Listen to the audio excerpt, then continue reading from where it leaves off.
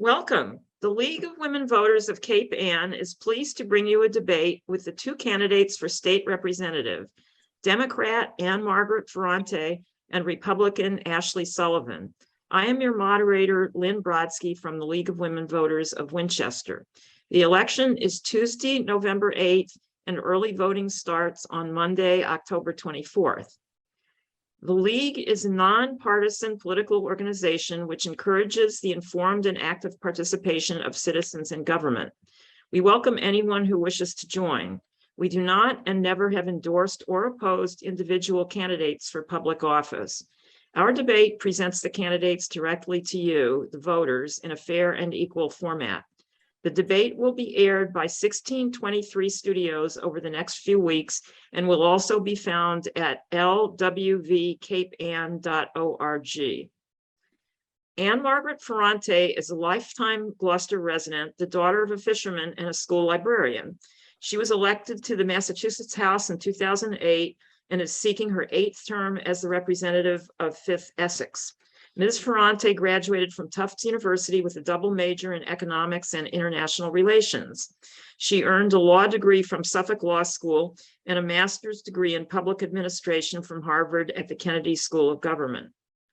Prior to becoming the state representative, Ann Margaret practiced land use, fisheries, and administrative law for 10 years with law offices in Gloucester and Rockport. She has served on boards and commissions in the community, most notably the Cape Ann Savings Bank, Senior Care, the Commercial Fishermen's Loan Fund, and the Sawyer Free Library. Currently, Ann Margaret is the vice chair of the House Committee on Ways and Means and sits on the House Committee on Post Audit and Oversight, the House Committee on Operations, Facility and Building Security, and the House Committee on Steering, Policy, and Scheduling. Ashley Sullivan, currently chairwoman of the Gloucester Republican City Committee, is a longtime resident of Gloucester, mother of 2 beautiful children and 2 stepchildren, wife and small business owner. With her husband, she runs ShoreTech, a small business on Harbor Loop that focuses on marine electronics, navigation, and security solutions for personal and commercial fishing vessels. Having done work on a majority of the boats in Gloucester, Rockport area, Ashley and her husband have spent a lot of time working alongside the fishermen, going on to help and advocate for them. When Ashley is not working, she enjoys spending time with her family and animal rescues and can often be found fishing in the waters around Cape Ann or floating down the Annisquam. We have 8 questions drawn up by the members of the League of Women Voters of Cape Ann.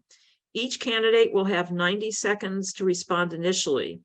We want to go into each topic in some depth, so I have some follow-up questions in some areas, and I will allow for the candidates to rebut each other's comments with brief 1-minute responses should they wish to do so. And in addition, there are several questions later on that are 60 seconds, that those are related to the ballot questions. So I'm going to now begin with the first question. Ashley will answer first and Ann Margaret second. What is the most important job of the state legislature? Ashley. This is a good one. The state legislature is there to represent the people. They're there to form and put forth law and policy that best suits the needs of their constituents and that reflect what their constituents need in their day-to-day lives. It's also putting forth the budget. The state budget, it's a big part of what occurs in the legislature, which the spending seems to be out of control lately. And so it's really important that you have someone in there because of the position, you're forming policies and laws. It's really important that you have someone in there that represents the people, that listens to the people, that talks to the people, and that goes and takes action on the issues facing the community. And that'll do it. And Margaret. Thank you. And Lynn, before I give my answer, I just want to thank everyone for tuning in tonight and for watching the debate and taking an interest in this election cycle. The legislature has a very important job, and what it does is it operates on two levels. One level is to manage the issues of the Commonwealth, and whether those issues are financial, whether it's policy, we manage those issues. And I would say as of late, and in my tenure as state representative, what I've seen is that it also manages the crises that arrived. I don't know 10 years ago that I would have ever predicted that we would have a pandemic like we did with COVID. I would have thought more or less we would have seen more fluctuations in the economy like we did at that time with the financial crisis. But it's to manage the well-being and the common wealth of the Commonwealth. And the second part of it is to represent our constituents in daily matters that affect them. And so oftentimes it's the person who's fallen on hard times that calls and needs fuel assistance or needs SNAP benefits. And we help navigate them through that process so that they're able to sustain their day-to-day well-being. Okay, thank you. And just if either of you needs me to repeat the question, please do feel free to ask. So for a follow-up question, this is for Ann Margaret. Would you request any changes in your committee assignments from what they are now? And you have 1 minute. Thank you. I enjoy being the vice chair of Ways and Means. I have a lot of confidence in the chair, Aaron Michaelitz, but I think I've said many times on occasion, it wouldn't be a bad position. A bad position would not be to be the chair of Ways and Means, but no, I am very comfortable, confident in my chair, and enjoy the committees that I have. Thank you. And so, Ashley, the follow-up for you is, what committees would you ask to serve on? So I think I actually find the Ways and Means to be very interesting myself. Specifically because what happens is Ways and Means, they put forth their recommendations for the state budget and what gets allocated where. And upon looking through those recommendations, there are things, there's some transparency issues there and procedural things that, you know, it kind of stand out to me as far as reporting, etc. So it's something that I think that, you know, for transparency's sake, I would definitely be interested in seeing if I couldn't get involved. That aside, you know, that would be my main focus, trying to get onto that and, you know, putting not necessarily another committee, but putting forth a process for constituent services. That is something else, you know, that I would be focusing on when I get into office, if I was to get into office, I should say. All right, thank you. So this also is a follow-up question for 1 minute, starting with you, Ashley. How would you work with the governor if either Maura Healey or Jeff Deal is elected? So I think it's really important that we try and find common ground and work across the aisle with each other, you know, for the benefit of the voter.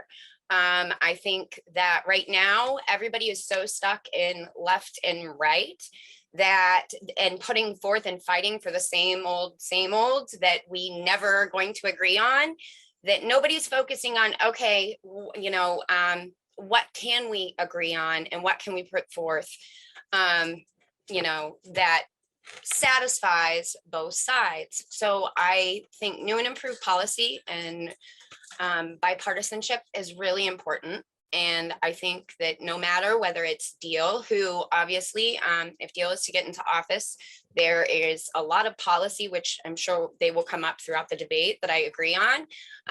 Healy, I can't say the same, but there are tenets and, you know, reasoning that I agree on. So I think that there's, you know, room there to try and find common ground on some of those issues. So no matter who is in office, I'll respect the office and try and work with them accordingly. Thank you. Ann Margaret, same question. Thank you, Lynn. And I would continue to do what I have been doing. I've worked very closely, and I reject Ashley's statement that nobody seems to be working together because they're too much focused on the right or the left. I worked very closely with Charlie Baker and in particular his Lieutenant Governor, Karen Polito. Together we were able to bring close to $7 million to the Gloucester Marine Genomics Institute. And that's working on the legislative side, which authorizes the dollars for a project such as that. And also on the governor's side, which appropriates the dollars on that side to do that project. We also, during COVID, worked very closely. I was appointed to the governor's committee to study the COVID pandemic and how we would close and how we would reopen. And we did that together. And during that process, we were able to establish a $32 million program for food infrastructure to strengthen our food supply. Okay, thank you. The next question is a 90-second question. Ballot question 1 imposes a surtax on taxable incomes over $1 million with the revenue earmarked for education and transportation. Please explain why you would support or oppose this plan. And first, Ann Margaret. So I actually voted, this is actually a ballot question, but in reality, it's a constitutional amendment. So in order to amend the Constitution, this particular item needed 2 votes in the legislature and 1 ballot referendum. I actually voted no against this initiative. And I did so because we're talking about tax rates and we're talking about the Massachusetts Constitution. I do not believe, as was mentioned in my bio, I'm an attorney, I've practiced law. I have a lot of respect for the Massachusetts Constitution. I do not believe that tax rates should be placed inside of the Constitution. Things that belong in the Constitution, from my legal perspective, are things that affect our rights. And so to put tax rates in the Constitution just convolutes it, where tax rates would be better served in budget documents and in policy. Okay, thank you. Ashley? Can you repeat the full question again? Yes, ballot question 1 imposes a surtax on taxable incomes over $1 million with the revenue earmarked for education and transportation. Please explain why you would support or oppose this plan. Okay, so there are a couple, I am against this totally. We already have some of the highest inflation rates in the country. We are not in a good place right now as far as that goes. I feel like this is going to just drive that issue further. We are also, this will hurt small business. This will hurt people that, file as pass-through entities. This will hurt people that say somebody sells their home one year. This will hurt, farms. So there is a lot to be said, people that are barely hanging on right now, because to be realistic, $1 million is not a ton of money these days. When you think about what property value alone, it's not, and being able to invest in being a small business owner, I can, being able to invest in your business and continue, to grow. And that takes away from that. So what happens is these taxes either get passed off to the consumer or, which, there's your inflation, part of your inflation problem. That gets either passed off to the consumer or they leave the state and we lose the tax revenue totally. Okay. Currently, okay. Thank you, Ashley. Our time is up for this question, but we have a follow-up and we have 1 minute for a follow-up question. If question 1 passes, what specific state education initiatives would you support to improve Cape Ann's K-12 education? And you have 60 seconds. And Ashley, you're first on this one. So I actually, I support the Deal Allen pledge to parents. And I'm going to go through some of those points with you guys. It's called the Deal Allen Bill of Rights. So if Deal is elected, this is something that he has said he'll put forth. If he's not elected, these are tenets that as a legislature, if I'm elected, I would like to support and put forth. Expanding school choice, eliminate state COVID vaccine requirements for teachers and students attending public school and higher ed, require parental informed consent when it comes to important education decisions, including controversial curriculum subjects and education materials, prioritizing school safety and public school buildings statewide, including maintenance plans going forward, ensure parental access to education and medical records to stay open involving their minor children. Okay, Ashley. Yes. Ashley, time is up. I'm sorry. We need to go on to Anne Margaret for the same question. And if you need me to read it again, I can. Please repeat the question again. Yeah, if question 1 passes, what specific state education initiatives would you support to improve Cape Ann's K through 12 education? And you have 60 seconds for this. Thank you. We just passed as a legislature and the governor signed into law the Student Opportunity Act, which invested in schools to in order to close the achievement gap.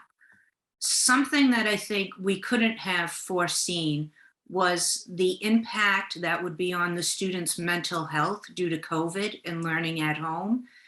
And so one thing that I think we should definitely invest in is mental health programs for students that are struggling because they had that disconnectivity from the other students in their classes. The second thing would be in the guidance programs. We're living in a world now where not every student feels comfortable going to college. That's not their path, and many want to go into the trades. And here on Cape Ann, we've established a number of programs that they could go into. However, it seems guidance lately in the schools doesn't have all the resources that it needs to point people in those directions. Thank you. So this is a follow-up question as well. And Anne Margaret, you go first. And it's assuming if question 1 were to pass. Question 1 also earmarks the additional revenue for transportation. What priorities would you set for spending this additional funding? I'd love to see the Boston to Rockport line electrified. We've been talking about and talking with residents relative to the amount of soot and ash and smoke that comes off of the trains that idle in Rockport because it's the end of the line. So I'd love to see the electrification of that line to benefit the Rockport residents and also residents and the benefits that it would bring to climate mitigation to have that line electrified. I'd also like to see us invest more in water transportation and see a ferry service that would go from Gloucester, Salem, Lynn, and then up to Boston. Okay, thank you. Ashley, same question. It's a follow-up. Okay, so I would also like to see work done to the MBTA. At this point, they have issues with the gates over coming down on cars, saying going up and coming back down on cars. This has been going on for months. They come back and say it's fixed, and then it's happening again. Residents are really close to getting hurt. So the infrastructure there that we have currently is broken, not operating correctly, and there are some serious problems there. I think that repairs need to be made across the board on that. I can understand complaints about soot from the trains. I'm not sure that you necessarily need to electrify all the trains in order to do that, take care of that issue.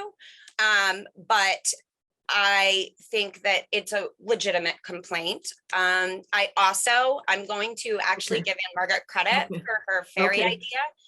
Thank you. Thank you. We need to move on to the, I apologize for interrupting, but those are the rules. So, No, that's okay. Kudos on that. okay. The next one is a 90-second question, new topic about state aid to municipalities. State aid to municipalities includes many specific grants and programs besides Chapter 70 education and Chapter 90 transportation funding. What specific state program would you expand and which one would you reduce or eliminate? Ashley.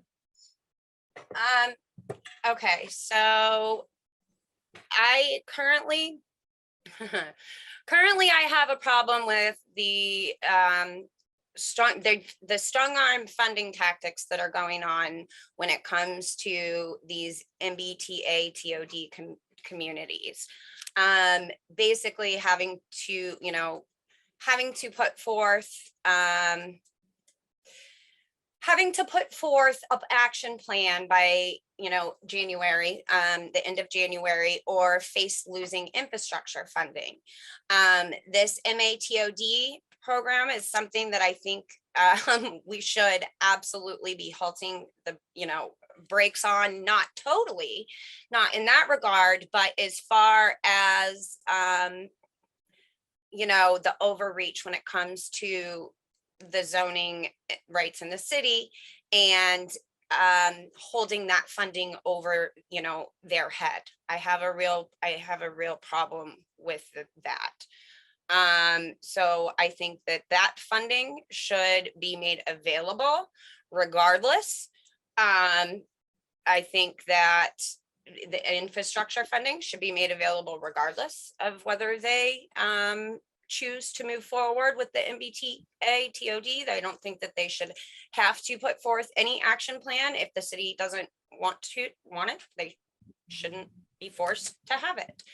That being said, as far as what a program that I'm running out of time. Yeah. Yeah. Thank you. Thank you for recognizing. And so the next one, Ann Margaret, do you need me to read the question again?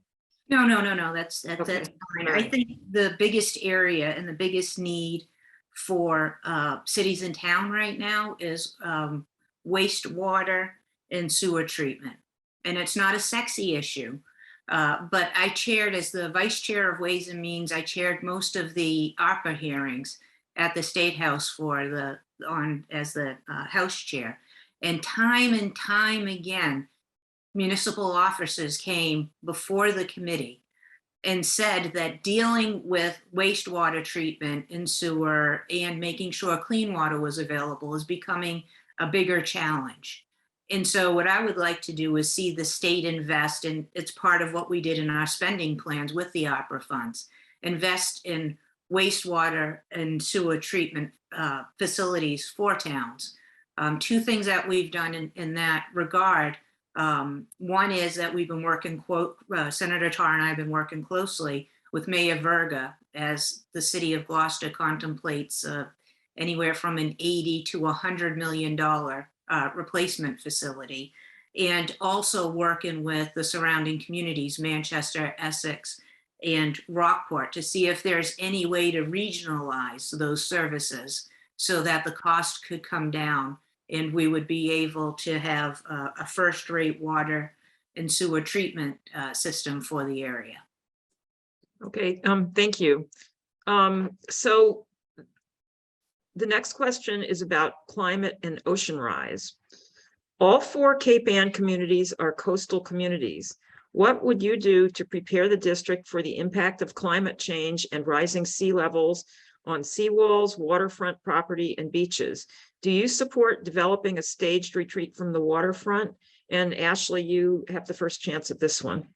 Okay, so I think that we absolutely, this is something, we've got the time to plan accordingly right now. We are in a position right now where, we know where our problem areas are. We know, it's going to be more and more of a problem going forward. So we need to make sure that we plan for and fund and mitigate those risks. I think every storm, people know exactly where to go to watch the waves in this district. And not to go because the road's going to be shut down. Those are areas going down the road we're going to have to, do something about. I think that if we are truly concerned about this, we need to be careful about what exactly we're building on the waterfront. I think that we also need to, erosion is a big issue, and that's something that we need to plan and prepare for as well. We, those are things that the government can absolutely step in and handle. I think that up until now, we've waited for emergencies, and we don't have to necessarily do that. Let's start, fixing some of these problem areas now. Okay, thank you. Ann Margaret? Thank you. Can you just repeat the question again? Yes, all 4 Cape Ann communities are coastal communities. What would you do to prepare the district for the impact of climate change and rising sea levels on seawalls, waterfront property, and beaches? Do you support developing a staged retreat from the waterfront? Thank you. Thank you for the question. And I would continue to do what we've been doing in the last 4 years. I've earmarked close to $4 million for Cape Ann communities, specifically for projects, local projects. And a significant portion of those projects have revolved around climate mitigation and making sure that we strengthen our seawalls, making sure that we're planning ahead for where we anticipate that the sea level is going to rise, and also making sure that we're investing in the Great Marsh, which we have off of Essex and subsequent communities, so that as the sea level rises, the marshes and the land and the infrastructure is able to absorb some of that rise in sea level. Okay, thank you. We have a follow-up question, and it is, what specific state initiatives would you propose to bolster our local fishing industry and a blue economy? And it doesn't say who gets to go first on this one, so I'm going to say, Ann Margaret, you can go first. Thank you. Thank you. This is actually an initiative that we're working on, and I'm really excited about it. It's a collaboration between the Gloucester Marine Genomics Institute, Tufts University, the veterinary school, and the UMass station that falls under UMass Amherst over in Lanesville. And what we're looking at is having a series in a system of sensors that would be in the ocean, and it would monitor things like turbidity, the currents in the ocean, water temperature. So as there's rise in sea level, as the water temperatures are rising, we can start to forecast the conditions under which spawning would occur. And what that would allow us to do is, as spawning's occurring, and as we know what the impact of climate change is on spawning, we'd be able to forecast the size and the shape of year classes of fish. And we would have better information in terms of what fishermen could catch and how they could catch it. Okay, thank you. Ashley, same question. Okay, so I got a list a mile long here, unfortunately. I think that first off, we need to make sure that all of our state peers and have working that are in total repair, have working cranes, the ladders are repaired, the equipment needed for the fishermen to successfully work on the docks. They shouldn't be fighting over a single crane, that many boats shouldn't be fighting over a single crane that works half the time and doesn't the other half. Everything, I also believe there should, tax write-offs for the fishermen. We need to be investing in small business to do with the fishing industry, everything from, processing to marine collagen. There's so many different types of businesses out there that would be a boon for our fishing industry. We need to lobby the government, for the federal government, for better data. what they're using to regulate our fishermen, and I've heard this from captain after captain after captain after captain, it is not, the data is not correct. It's not proper data. They went out and they didn't know what they were doing and they fished, and that's what they're using to regulate these men. So there needs to be proper gathering of the data so that we can actually right. of what's going on. Thank you. So the next set of questions is 1-minute answers about the remaining ballot questions. Please tell us why you support or oppose each one very briefly, 1 minute per question. Ballot question 2 mandates that dental insurance programs spend a minimum of 83% of their premiums on claims.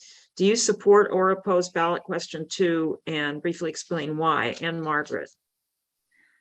So thank you, Lynn, for the question. I'm going to vote no on question number 2, and because there's so much confusion around it, and let me just say that when it comes to ballot referendums, I tend not to get too excited about them because it's an issue that's put out there. They're issues that aren't debated. They're not vetted. If they are debated, they're debated by each side through television commercials. And I don't think that that's the best way. I much rather prefer to see legislation that's filed, vetted through the committee process, and then put out there in a way that people can attend hearings and give testimony, and folks can follow and follow the process and understand what's being voted on. Thank you. Ashley, ballot question 2. No, it is another regulation that, ties small businesses' hands. I know my dentist is a local guy here, and he's, just trying to get by like everybody else. And something like that, it's, people's overhead, running a business, there's so much to it. And I just, you're putting them in a terrible position with it. So I think that, no, I vote no on this question. Okay, thank you. So the next one is ballot question 3, which would expand the number of liquor licenses a retailer may obtain. Do you support or oppose ballot question 3, and why? So Ashley, you're on first. I actually do support, adding liquor licenses. I think that we've lost some of our restaurants, some of our favorites, unfortunately, we've lost, and they could have, sold drinks with dinner and probably gotten themselves, kept themselves going. A lot of businesses are missing out on that little extra edge, and having, waitressed years and years ago, I can tell you that they're, that's where restaurants make most of their money, is on drinks. So you're taking that out of the equation. It's hard for them to get by. So I am in favor of giving more liquor licenses. Thank you. And Margaret, ballot question 3. So again, I have to be honest, this is one that I'm still reviewing and taking a look at. It appears that it's in favor of the small mom and pop liquor stores that are here in Massachusetts. And if that's true, then I'd want to be supportive of them. It seems like the opposition is coming from out of state distributors such as Total Wine and others. But again, it's one that's confusing, and it's a reason I don't particularly like the ballot questions, and it's one that I'm still reviewing. Okay, thank you. The next one, ballot question 4, would allow people to obtain driver's licenses regardless of immigration status. Please explain why you support or oppose ballot question 4. And Margaret. So this is one that I support. This is one that has had hearings upon hearings, and one that's been vetted. And I have to say, at first blush, I was a little concerned that it was a law that would be circumnavigating federal immigration policy. But the person who I spent the most time going over with this question on when we voted for it in the legislature was our own police chief in Gloucester, Ed Connolly. And he talked to me about all of the various public safety issues that are involved in this, such as making sure people have driver's ed court, making sure that undocumented individuals have driver's ed courses, and making sure that they have insurance.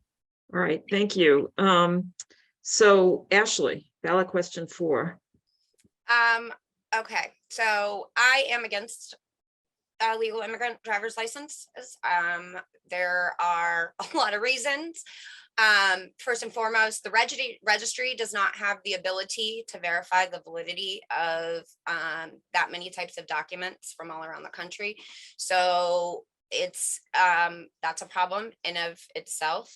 The other states, there are states that have passed this policy, and according to the National Institute for Highway Safety, if you look at the numbers, California began licensing illegal immigrants on January 1st, 2015.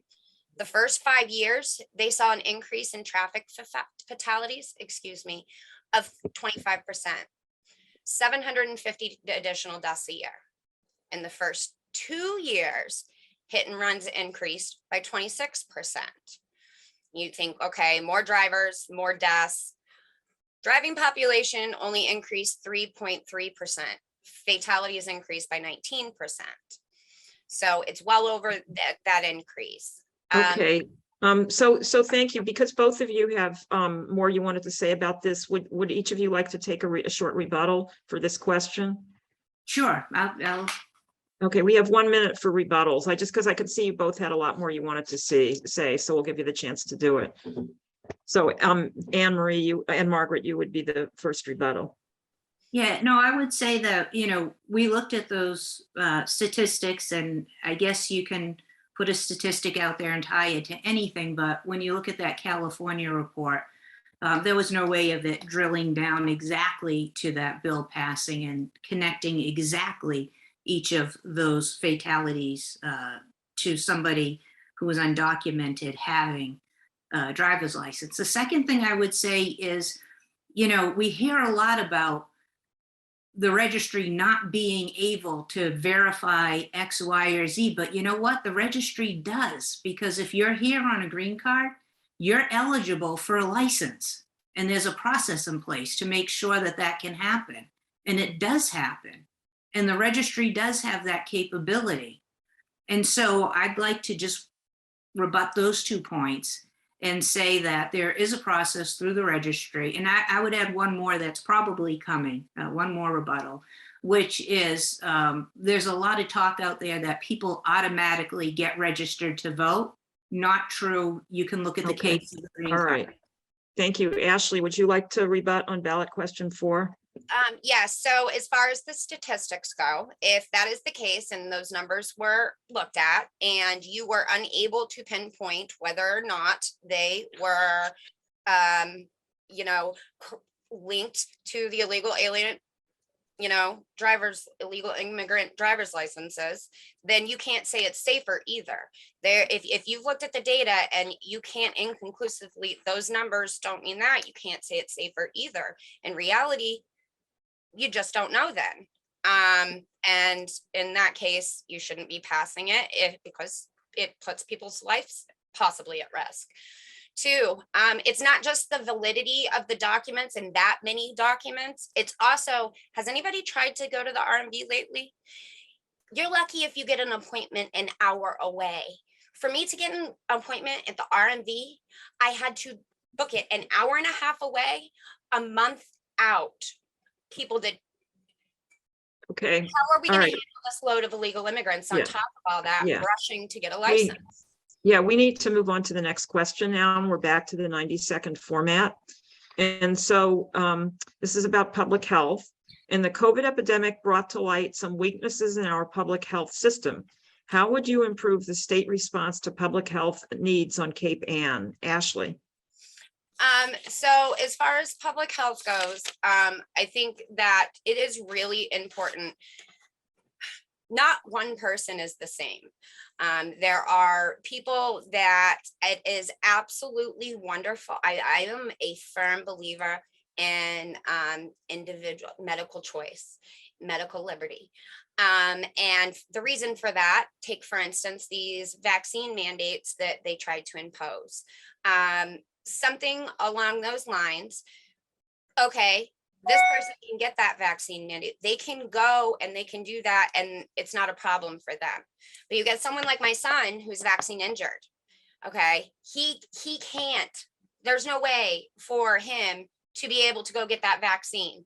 So what? He has to miss out, and I don't want to hear exemptions, because everyone and their mother, they turn down the exemptions. It's everyone turns down the exemptions. A person after person after person. I've spoken to nurse after nurse after nurse who has been fired and lost their jobs because of this. So I think that the medical mandates need to go. We're all different. We're not one size fits all, and we need to operate accordingly. We also risk is risk assessment is something that we really need to push for the vulnerable communities and those that are not so vulnerable. You need to be able to assess your risk. So I think that that's something that we really need to focus on, come flu season. All right. Okay, we need to go on. So Anne Margaret, your answer to the same question? Sure. Let me give you three things I think we need to do. One, we need to continue to invest in our Board of Health. They were on the front lines of this pandemic, making sure that rules and preemptive measures were taken to stop the spread. And so an applause to the Board of Health out there. We need to make sure that we keep the funding for them. The second thing that we need to do is make sure that access to healthcare is level throughout the state. What we learned in hindsight is that medical services aren't delivered as well to poor, immigrant, and minority communities. We need to do a better job of that. And I just like to say, as a cancer patient, I'm very much in support of making sure that people who are immunocompromised, who had no choice in their diagnoses, are protected from COVID and from the dangers of being around a population that is not vaccinated. Okay. All right. Thank you. So the next question is about women's health. Please tell us what changes you would propose in the Massachusetts laws which protect a woman's right to make her own personal decisions about health and family planning. Anne Margaret. So, Lynn, I think what you're asking is if I'm in favor of abortion, and I am. It is a part of women's health care. I think what's important to know is that it's not always the termination of a pregnancy or not for want of that pregnancy. It occurs sometimes because there's a fatal anomaly. Sometimes it's a miscarriage. Sometimes there are reasons why the pregnancy can threaten the life of the mother, where you would allow and you would want that choice to be the woman's choice, and her choice between her God and her doctor. I think it's too massive a choice for any legislator to handle. There are so many different decisions that are made by people. I mean, we saw on the news a decision where a 10-year-old girl was pregnant due to due to abuse. And in that state, abortion wasn't an option. So that state had that girl and her parents travel to another in order to terminate that pregnancy. I don't see my judgment being superior to the parents of that little girl, and to be in a position to say that what I think or what I hold to be true is better than or should be in place of those parents' decisions for their daughter. Okay, thank you. Ashley, same question. Okay, so I, being like for medical freedom and a live and let live sort, I am,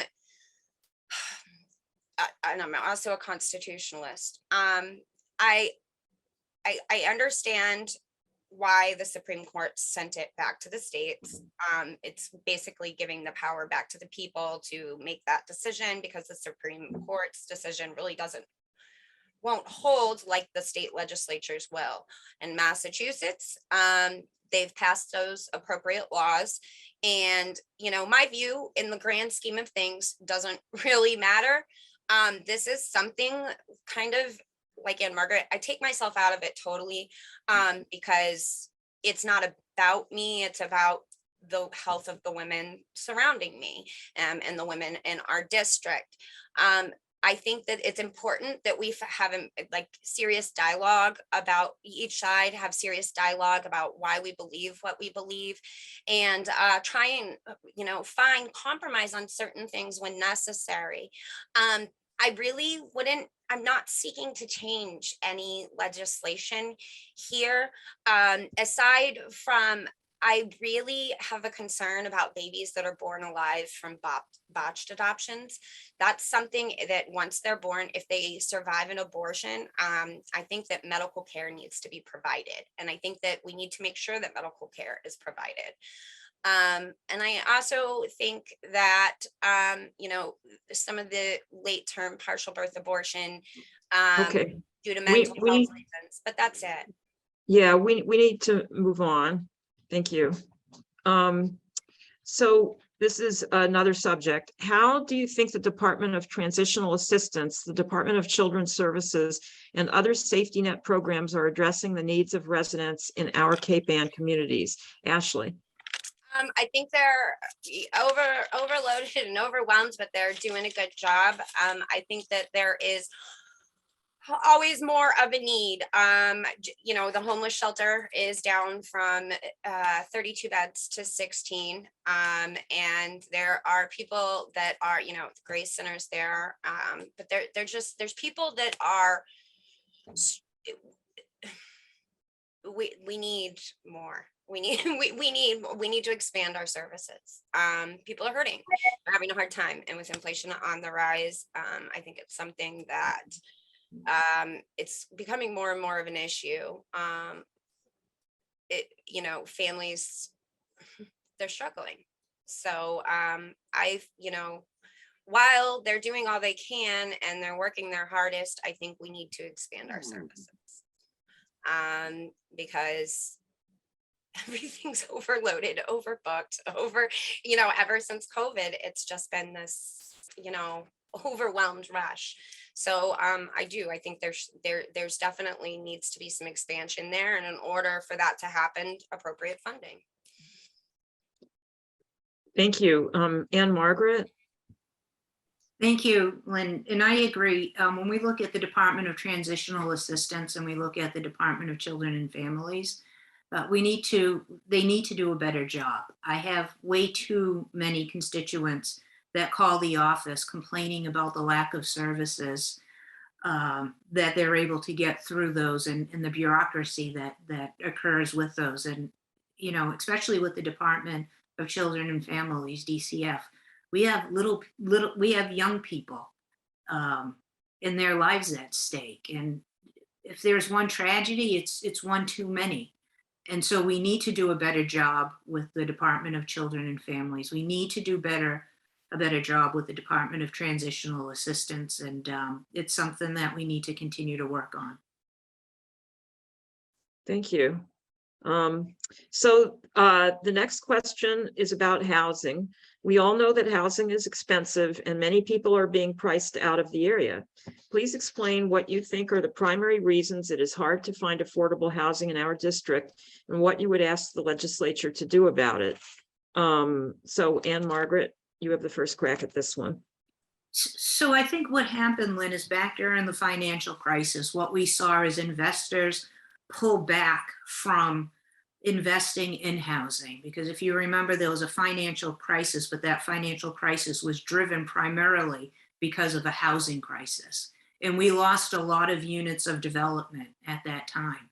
And so because we haven't been able to keep up with the supply of housing that's needed in order to fulfill the demand, the prices have shot up. And so what we've been doing in the legislature is we've been working toward how to invest in affordable housing so that we can make more units affordable. Now, one thing that I'll say right off the bat is I think that communities need housing that's in scale with that community. I'm not sure, and I don't think that forcing communities to build housing that's out of scale or that violates their ordinances and laws is appropriate. So we need to work with communities to make that affordable, to bring that affordable housing to be. I also think that we need to expand the commuter rail in certain areas so that there's an incentive where there would be new commuter rail in order for housing and houses to develop. Thank you. Ashley? Okay, so I have several things that I think that need to be done. First, the affordable housing. While I think that affordable housing is a great thing, what everybody thinks of as affordable isn't really what this is. And the reason for that is because it's at a higher price point than what we are here in Gloucester. When they assess the affordable housing, what they do is they take the, basically the average, just to explain, the average of an area. When they take the average of our area to set the housing guidelines, Boston's included, Cambridge is included. There are towns that their median income is $20,000 more than ours, and that's the standards that are being used to set the affordable housing guidelines. So what happens is in comes this studio for $1,900, and someone's got a nicer house over here and they're charging less, and they're seeing, of course, why wouldn't they charge more? If they're getting that for a studio, why wouldn't they raise their prices? So that's one aspect of this. While I think affordable housing is a good thing and it's used to push a lot of these projects through, it's not affordable. We need to make it affordable. We need to have our area separated from the Boston metro area. We need to lower taxes. We need to stop regulating landlords out of existence. We need to stop taxing people out of, why would somebody want to be a landlord if it's that much of a headache? If they're, if they're Okay. losing money, why? Okay. Thank you. Thank you. So do you want to rebut in, Margaret? Are you ready to move on to the next question? No, we can move on to the next We question. can move on. Okay. So the final question. What question did you want to answer today that didn't get asked? Ashley, you get to go first. I honestly, I was like prepared for just about anything because I knew, I was really sad that economics wasn't discussed a little more. I'm also really upset about the green energy, the windmills in the ocean. All right, if you want windmills, that's fine, but you're gonna put them in our ocean.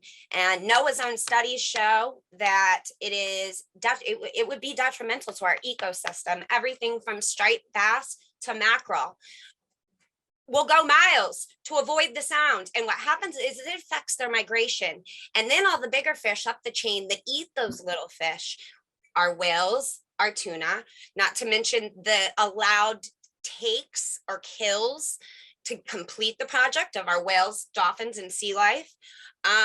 It's not green when you're causing more destruction than you're helping. So I think the windmills are a big problem, not just because of the ecosystem, also the fishermen. It's a food source. The fishermen can only fish in so many places. You're going to go in and put these in, and these fish are going to go elsewhere, and the fishermen can't follow them. So it's just all around, it's going to be very damaging to our ocean. And they can say it's not, but in prior projects overseas, you've had, that's without getting into the whales that are washing up because of the blasting, the impacts to their sonar. So Okay. teaching themselves. Thank you. So Anne Margaret, what question did you want to answer today that was not asked? Oh, I'll just leave it on a lighter note and say the best question could be, what do you think the best part of Cape Ann is? And I truly believe it's its people. We are so lucky here to have such incredible people. I travel across the state And I see many of the districts, and I would match, and I oftentimes challenge every other state representative to say that there's something very special on Cape Ann. And whether it's because we're an island community, or whether it's because we're more self-sufficient, I think, than most communities. But Ashley talked earlier about organizations like the Open Door, like Action, like the Grace Center. I mean, we have such a volunteer community, and a community that truly respects and honors and wants well for its residents, that it's been amazing to look at our community, and especially in trying times like during the pandemic and in times when we weren't as challenged. And the one thing that consistently stays the same is how much everybody does their best to support their neighbor in this community. And I think we're truly lucky for that. Thank you. So now it is time for the two candidates to make your final appeal to the voters in a 2-minute closing statement. And Margaret, you're first. Thank you. I want to ask, humbly and respectfully ask each of the voters for their vote on November 8th. I've been lucky and fortunate and humbled to serve as your representative. I've worked hard within the House structure so that I could give Cape Ann one of the biggest voices within the legislature, being the vice chair of Ways and Means. That means each time a budgetary issue comes up, each time a policy issue comes up, and we sit around the table and we decide what those budget priorities are going to be and what those policy decisions are going to be. Cape Ann has had a voice in all of those discussions. I truly appreciate the opportunity to serve you. And again, I ask for your vote on November 8th. There's still a lot of work to be done, and I look forward to doing that work with you. Thank you. Thank you. Ashley, your final statement, closing statement rather. I love this district. I love everything about it. Whether I'm fishing off 10 Pound Island, cruising the back shore, ice cream at Long Beach, swimming the quarries in Rockport, playing at the park with the kids in Manchester, or the beautiful fall rides through Essex on my way to the barn on Choate Street. Everything about this community, this is my home. I'm running for office because my heart breaks when I see some of the things that are occurring.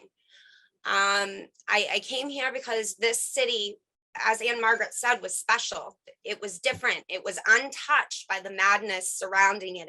It's almost like walking in a snow globe. So when you start to see some of that outside world encroach and some things change in the name of progress, which, don't get me wrong, progress is great, but we also can't give up our identity in the process of this. I think that I have done everything I can to listen to the voters, and they all want the same thing. They all want to save and maintain this great city.